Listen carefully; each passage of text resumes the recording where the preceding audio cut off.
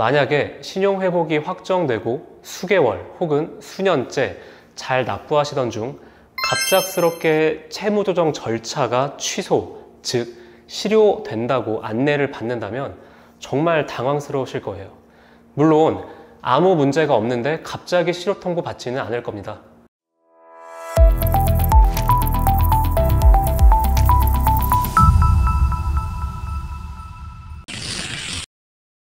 안녕하세요. 신용회복위원회 이승우 심사역입니다. 만약에 신용회복이 확정되고 수개월 혹은 수년째 잘 납부하시던 중 갑작스럽게 채무조정 절차가 취소, 즉 실효된다고 안내를 받는다면 정말 당황스러우실 거예요. 물론 아무 문제가 없는데 갑자기 실효 통보 받지는 않을 겁니다.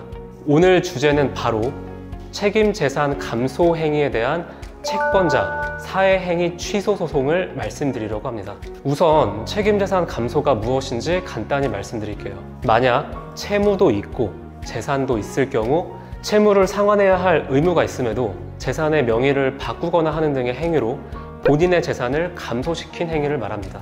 이런 경우 채권자는 민법 제406조 채권자 취소권에 의해 사회행위 취소 소송을 할 수 있는데요. 법원에서 해당 법률 행위가 사회행위로 인정되어 판결이 나는 경우 신용회복이 확정되었더라도 신용회복지원협약 제15조 효력의 상실에 의해 모든 절차가 취소, 즉 실효되게 됩니다. 따라서 채무가 있는 상황에서 상속 혹은 재산의 명의 이전은 신중하게 결정하셔야 합니다. A씨는 부친이 사망하며 부친의 재산을 상속받았습니다. 상속인은 A씨를 포함해 총 3명이며 막내 동생이 그동안 부친의 병간호를 하여 형제들이 법정 상속대로 분할하지 않고 협의 분할 상속을 통해 막내 동생이 모든 재산을 상속받게 했습니다.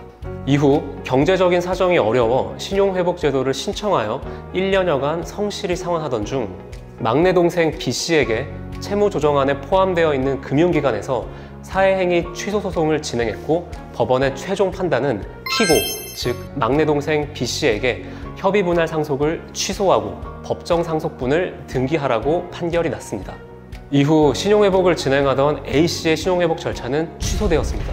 다른 경우를 하나 더 말씀드릴게요. C씨는 신용회복을 신청하고 이행하던 중 본인 명의로 되어 있는 아파트로 추가 담보대출을 받고 싶었으나 신용도가 낮아 대출을 받지 못하는 상황에서 추가 대출을 위해 신용도가 좋은 배우자 D씨에게 아파트 명의를 이전했습니다.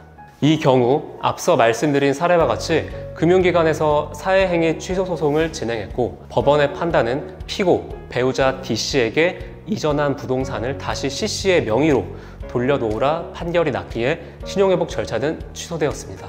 이 영상을 보시는 분들께서는 첫 번째, 두 번째 예시 모두 특별한 사정이 있어서 괜찮지 않을까라고 생각하실 수도 있지만 두 예시 모두 대표적으로 채권자를 해할 목적이 인정되는 사회행위로 인정되는 케이스입니다. 이렇게 사회행위로 신용회복 절차가 실효되면 재신청 가능 기간 이후에 다시 신청해 볼 수 있지만 법원의 판결을 모두 이행한 후에 신청할 수 있기 때문에 신용회복을 신청하기 전, 신용회복 신청 이후에도 상속 혹은 재산에 대한 명의 부분에 대해서는 꼭 충분한 법률 상담을 받은 뒤 결정하시는 것이 좋습니다. 오늘은 신용회복 진행 중에 실효가 될 수 있는 사회행위 취소 행위에 대해 알아보았는데요. 혹시라도 재산권을 목적으로 한 법률 행위를 하는 경우 꼭 오늘 내용을 참고해서 신중하게 결정해 주시기 바랍니다. 감사합니다.